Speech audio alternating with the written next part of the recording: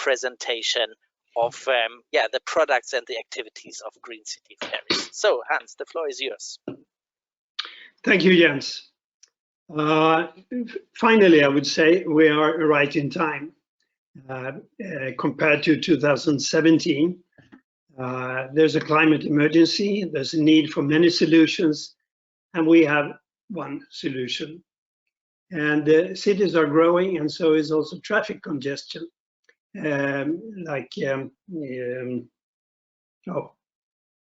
talked about earlier, Sjövägen. So there's an opportunity to introduce and expand waterborne public transportations now. And you can see from the growth of the passengers from 100,000 to over 1 million. That's interesting. Green City Ferries is the first mover for emission-free fast ferry solutions in large scale. Okay, next picture. There, okay. I would say that our solution is a game changer. We are system integrators for sustainable mobility on water, and we introduce emission-free transport, high-speed transport, and actually at lower cost. And I will tell you how. First, a little bit about the history. In 2013, Chandia Marine started up with a powertrain, a small electric pod that we intended to sell. That evolved into the Movits vessel in 2014, where we actually used the powertrain. Movits was the first supercharged passenger ferry, and we could charge the vessel in 10 minutes and operate it for 1 hour, which was impossible by then, as people thought. 2 years later, we introduced the electric prototype, the BB Green. It was the world's fastest supercharged passenger ferry, could make 30 knots only on batteries. And I would say it's still the world's fastest supercharged passenger ferry. After that, years of development followed, and Green City Ferries and the Chandia went different routes. The Chandia, they developed batteries, the LTO batteries, which are possible to charge very, very quick. And they're also developing the High C-Max one, which is the fuel cell package. And furthermore, in this year, we could introduce the new BB Green 24 electric or hydrogen vessel for 147 passengers, plus bikes making 30 knots with very low weight.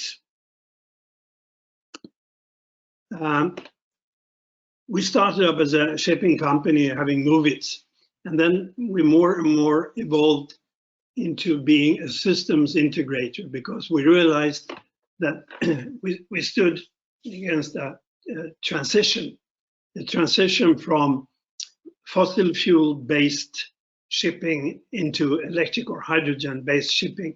And that's a big step for the public transport authorities.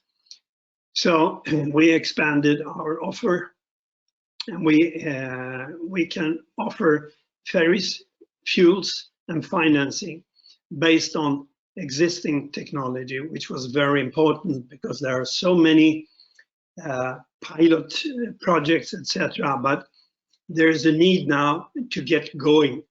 And so we decided focusing on existing technology. And I will go through this about ferries, about fuels, and about financing now. First, about ferries. If we look at the hulls, this is a corvette called Visby. It's in the Swedish Navy. It was built in the mid-90s. They had a problem because they couldn't have enough arms on board because of weight. And then there was a guy who suggested that they would build the vessel in carbon fiber instead. And and that made the hull about 30% lighter, and they could use more arms on the vessel. This guy was Anders Lönne. He's now working with Green City Ferries. But my message is, we have been working in Sweden with carbon fiber boats for 25 years, and there are a lot of skilled people in the country now. If we look at hulls, energy efficient hulls, and I use 150 passenger size as an example. A normal, I would say, normal aluminum catamaran would use about 60 kilowatt hours per nautical mile. Now there are carbon fiber catamarans, and here is one, and the usage is 45 kilowatt hours per nautical mile in 25 knots. We worked many years with the ASV, the air supported vessel, the BB Green 24, which uses about 30 kilowatt hours per nautical mile. But there are other solutions also. There's something called the foil supported vessel, which is comparable to the air supported vessel, also consuming about 30 kilowatt hour per nautical mile. And then we have hydrofoil vessels, and you saw the presentation of Candela. That's even more efficient, or something about 15 kilowatt hours per nautical miles. And if we're going to use hydrogen or batteries, we definitely need to have vessels that has energy efficient hulls.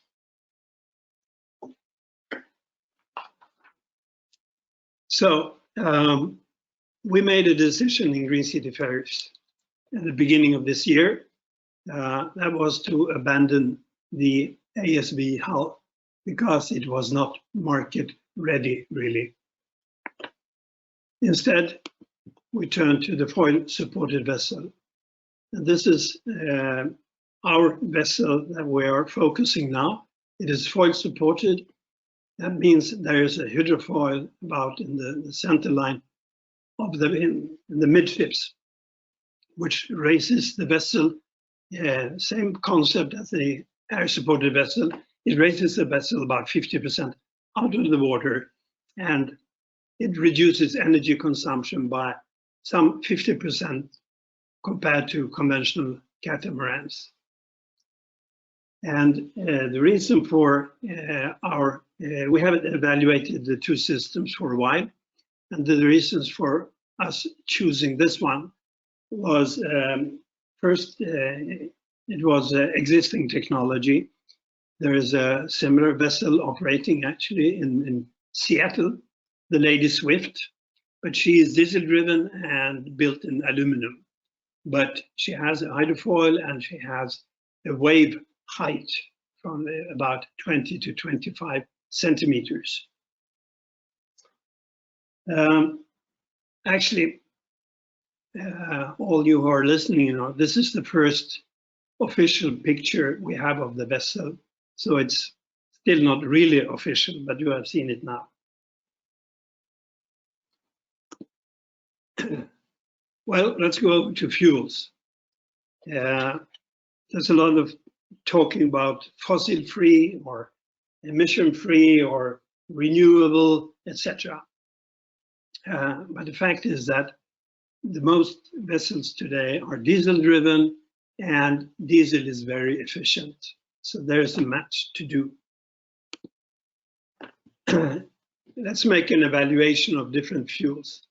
We take diesel, batteries, or hydrogen. First, we have the density.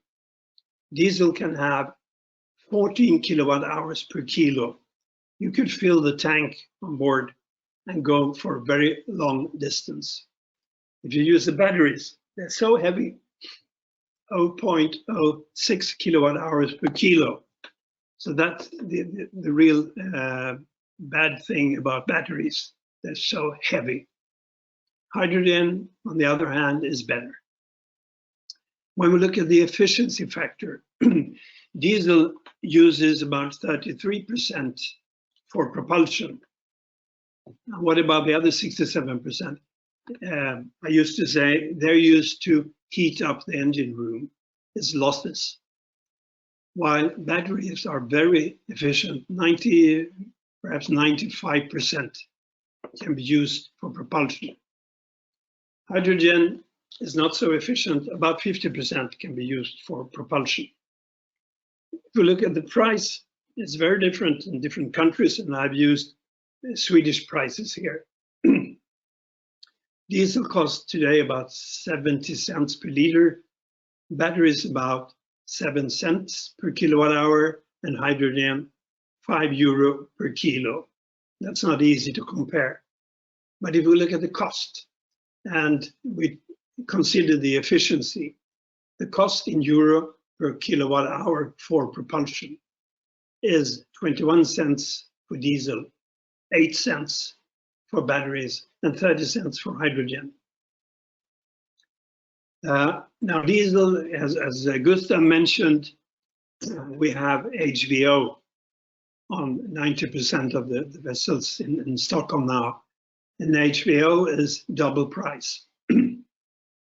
Batteries, on the other hand, also as Gustav mentioned, we still have tax in Sweden on electricity.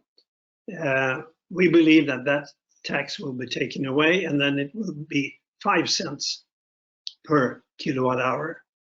Hydrogen will go down. Today, 30 cents will go down to 15 cents in 3 or 4 years. So this means batteries are absolutely the best, but on the other hand, they're so heavy, so the range is limited. If we look at a comparison between a conventional biodiesel catamaran and a battery-driven fuel cell supported vessel catamaran, 2,000 operating hours, which is quite normal. The energy consumption is around 340 liters per hour, and in the battery version it's 1,000 kilowatt. Fuel price, as mentioned before, and the annual cost is 950,000 euro compared to 140,000 euro. I would say the difference is bigger than the capital cost is for getting a new boat. Now, if you look at the charging, there is a charging station in a 10-foot container, and we use 1,500 kilowatt charging power and 1,500 kilowatt feeding power from the net. And that will normally give some 10 minutes charging time.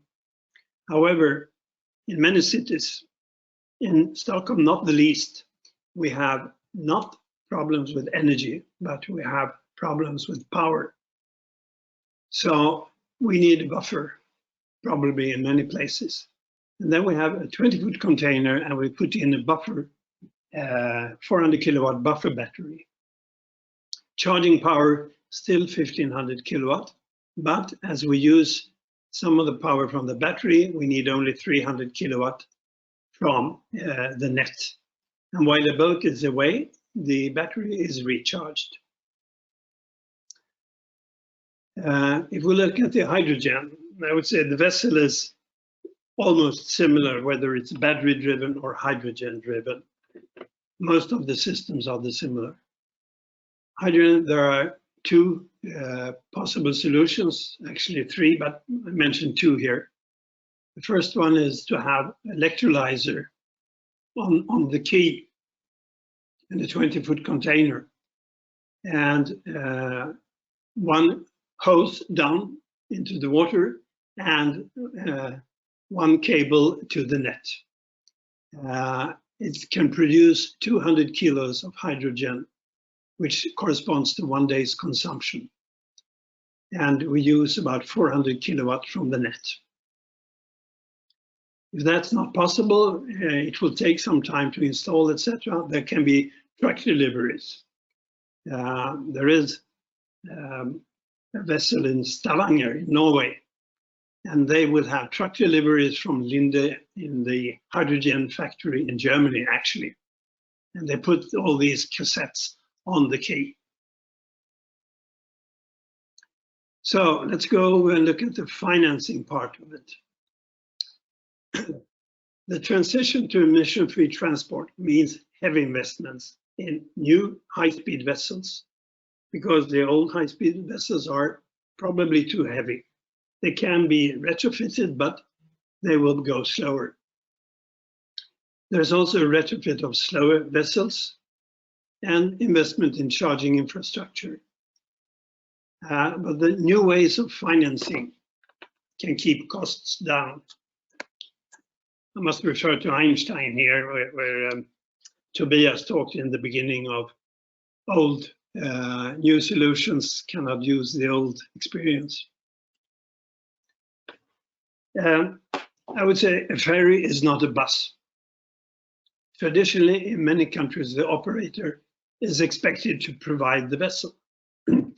Buses, which are the main type of transport besides of the metro, they have a lifetime in the same range as the contract they get. That is around 8 years. Ferries, they have 3 to 4 times longer lifetime, but they still have 8-year contracts, or 10 years maybe, and they will be depreciated over the same period. And that's quite costly. And in the transition, the operators will probably not have the financial power to make the investment.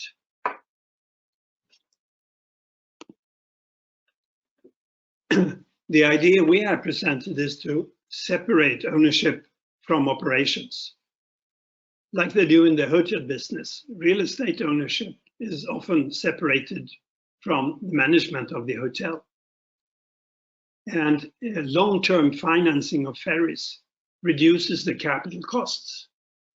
For example, if there are pension funds that are interested to invest in fleets and depreciation of 25 years at fairly good interest rate, we keep the capital cost down to some 10% compared to 15, 20% today.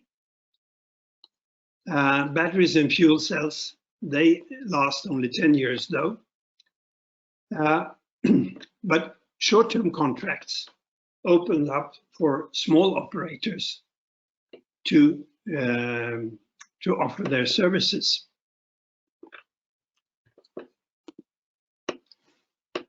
Now over to economy. 5 factors that reduces cost, because I said in the beginning, they will be at lower cost. And we work with 5 different factors. First factor is actually speed. You all know that we have to reduce speed to save energy. And I would say that is old thinking.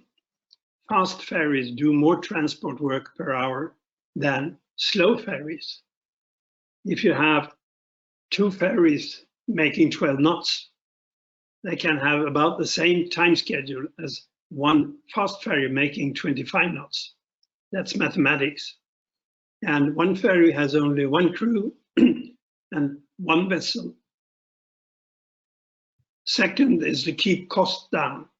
And we are focusing on producing the Beluga 24 in great mass, serial production. If we have standardized ferries, we're going down to the old concept of Henry Ford 100 years ago or more. Same type of vessel, and then everyone can afford to have a high-speed vessel. Financing, I told you earlier about a way of keeping financial costs down. Energy efficiency, to use energy efficient hulls keeps costs down. And the 5th factor is quite interesting. Maybe you recognize this diagram for earlier presentation from the Public Transport Authority in Stockholm. The fleet is dimensioned not to leave anyone on the quay in mid-summer time. In July, the cabin factor is about 25%. And in low season, in winter, it's about 8%. it's better to have smaller vessels, and in peak hours to use what we call peak shaving vessels, vessels that are used only on Friday afternoon and Sunday evening. Proszę bardzo. No dobrze, to się wyłączy. And hello.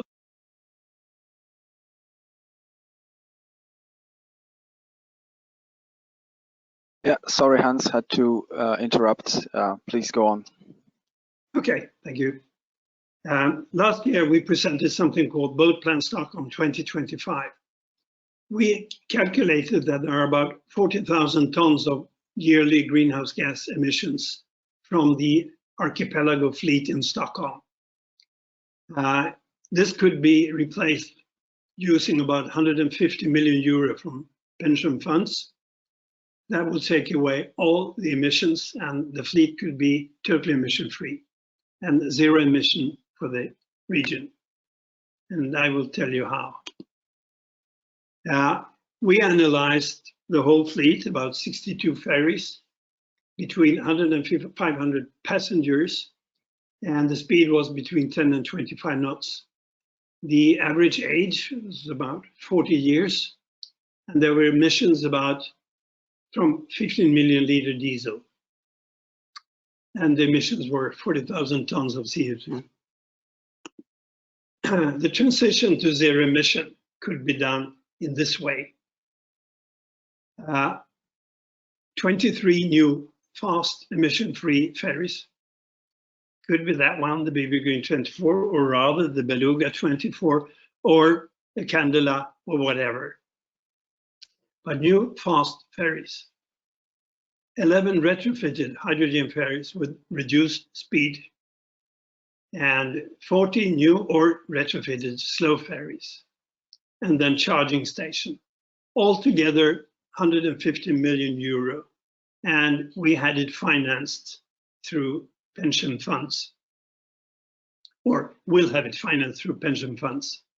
And we said during 5 years, with 5 new and 5 retrofitted ferries per year, it will take some 5 years to get a zero emission fleet in Stockholm. So the transition to zero emission waterborne traffic can be made at no extra cost, because the capital cost and the energy cost will go down. And today, using HVO is quite expensive. Thank you for listening.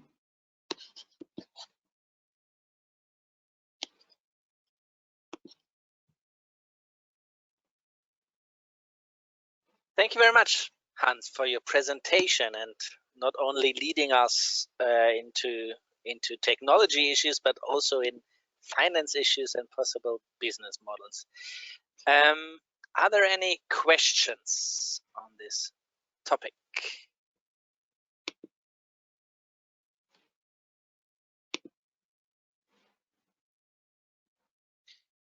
Okay, maybe a question from my side. So you are a complete systems integrator, yeah, offering the ferries, but also charging and fuel, and also financing models.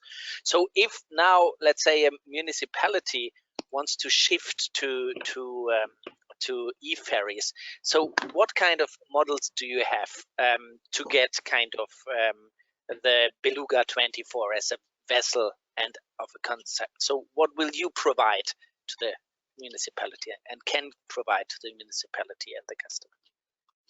What we found out talking to many public transport authorities all over the world, I would say, they all have similar situations. And what we found was that if we could offer a charter contract, leasing contract or similar thing, that would make it possible to take decisions to introduce emission-free vessels earlier than if they had to go through investment phase, evaluate the vessels and make an investment. So we actually found we will gain some 2 years in market introduction of new emission-free vessels by having a leasing concept.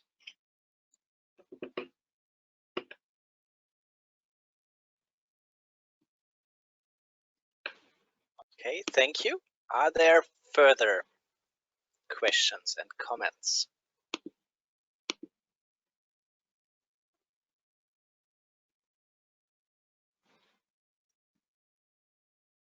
Maybe coming back to the question that we had previously. So you said you started also kind of your history with a retrofit of a slow vessel.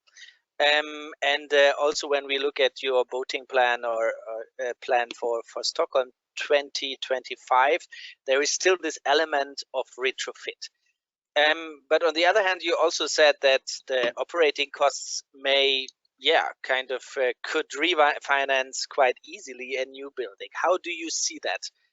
Is retrofit still something that is an option in some cases, or is it rather with a state of technology and also what you said, this transition to high speed, which kind of creates additional opportunity, or is it only a new niche nowadays, and from this perspective, let's say a bridge solution? Yeah, I would divide the fleet in two segments: high speed and slow to medium speed. I mean, you cannot make 30 knots in the center of Stockholm. So there are a lot of vessels that have speed limits up to 12 knots. And they do not have so high energy consumption. So even if there are steel boats, it's worthwhile to retrofit them. It's only in the high-speed segment that is very difficult to retrofit, for example, an aluminum catamaran to still make 30 knots on hydrogen or batteries. I would say batteries would almost be impossible. Hydrogen, yes, but it would be very expensive because of the energy consumption. So high-speed vessels, I see most of them will be new. If you have a high-speed vessel today, you could reduce the speed and retrofit it. So there are lots of opportunities for retrofitting vessels.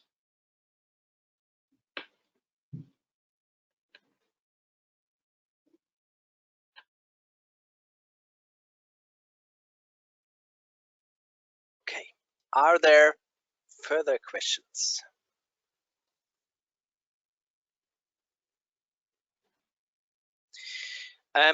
You talked also a lot about hydrogen and battery electric. So yeah, in many articles you can find that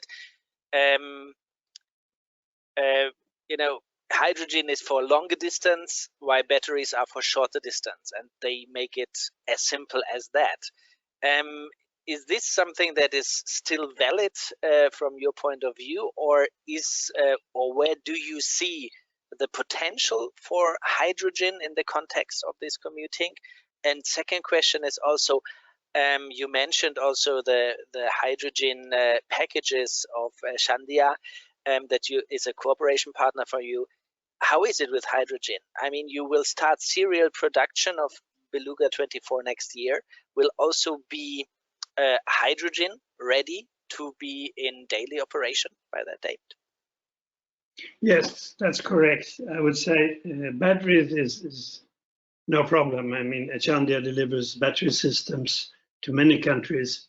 They will introduce their hydrogen system, I think this year, by the end of this year. So we have some time to go before our vessel will have the hydrogen.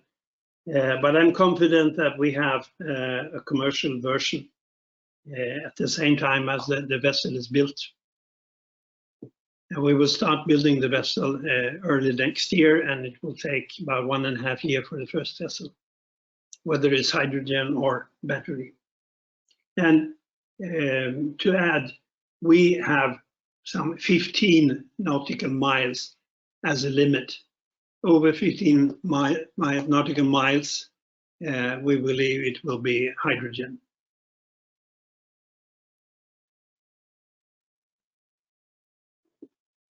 Okay, but that would mean that in urban contexts, battery electric, with the advantages that you say that you highlighted, is kind of the probably in most cases the preferred options also in the future.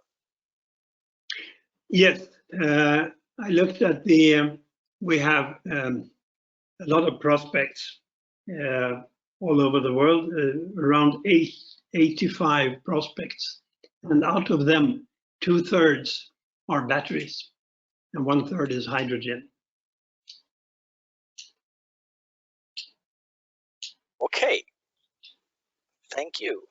Are there any further questions? Please don't be shy.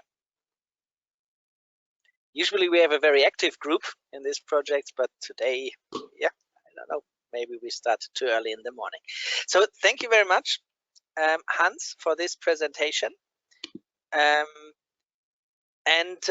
Yeah, I would then